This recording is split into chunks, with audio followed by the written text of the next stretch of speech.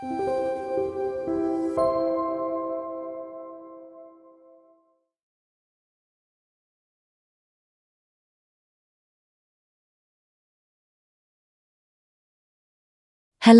we are Team 7. The title of our experiment is Visualization of E. coli Structure via AFM. In this experiment, we aim to compare the morphological integrity of fixed and unfixed E. coli cells using atomic force microscopy. Atomic force microscopy, AFM, works by scanning the sample surface using a nanoscale tip. The deflection of the tip is detected via a reflected laser and a photodiode, while the feedback system adjusts the tip's height to construct a precise surface image.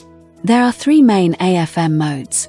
Contact mode involves direct contact with the sample and may cause damage. Non-contact mode senses attractive forces without physical contact. Tapping mode, which we use in this experiment, lightly taps the surface while scanning, allowing for high-resolution imaging with minimal sample damage. We used the N8 Argos AFM by Brucker, located in the Biocore facility at Sogang University. Key materials include E. coli cell culture, 4% formaldehyde, tea buffer, silicon wafer, and cleaning agents such as piranha solution, ethanol, and IPA.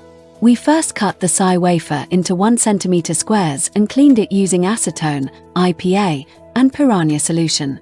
Finally, the wafer was thoroughly dried using nitrogen gas. Now, I will explain in detail the sample preparation and fixation process. E. coli cells are cultured until the optical density, OD, at 600 nanometers reaches 0.4 to 0.6. To preserve the cellular structure, fixation is then performed by mixing 2 milliliters of the cultured cells with 2 milliliters of 4% p-formaldehyde, prepared in PBS, and incubating the mixture at room temperature for 30 minutes. During this incubation, a control sample is prepared by mixing 2 milliliters of the cultured cells with 2 milliliters of 1x buffer without fixation. After incubation, the samples are centrifuged. The supernatant is discarded, leaving only the cell pellet. 1x buffer is added to the tube, and the cell pellet is resuspended. Centrifugation is repeated. The supernatant is discarded again, and the pellet is once more resuspended in 1x. Centrifugation is performed a third time, and only the pellet is retained. When the tube is left to stand, a small amount of solution remains with the pellet. This is resuspended using a pipette. The resulting suspension is transferred to a new Eppendorf tube. 2 more Eppendorf tubes are prepared. To each of them, 9L of 1x is added, followed by 1L of the previous solution to prepare a 10-fold dilution, which is then repeated once more to obtain a 100-fold dilution. A SI wafer is prepared, and 10L of each of the 3 concentration samples is loaded onto it. The wafer is left at room temperature for 30 minutes to air dry. Once dried, the samples are stored in a petri dish. Finally, the prepared samples are taken to room RA201A for AFM analysis. Now, let's go over how to operate the AFM system. 1. Fix the sample on a slide glass or sample puck. 2. Turn on the devices in the following order. Z-Scanner Laser Control Computer Software. 3. Launch the CCD program, then open Scan Control. Adjust the focus using the 10 times and 50 times lenses. Make sure the focus is correctly aligned, and save the image file. 4. To start the measurement, run the AFM program. Press Signal Adjust to check if the sine wave graph is coming out well. Next, press Scanning and select what you want to observe. Now, prepare the settings for the tip approach. Adjust the operating point to automatic and check if the bar moves to the middle. Then, press Freq Selection.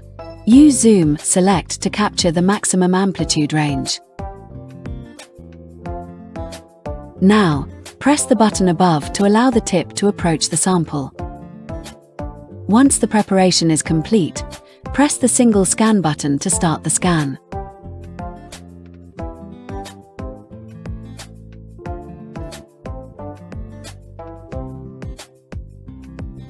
When the measurement is complete, save the file.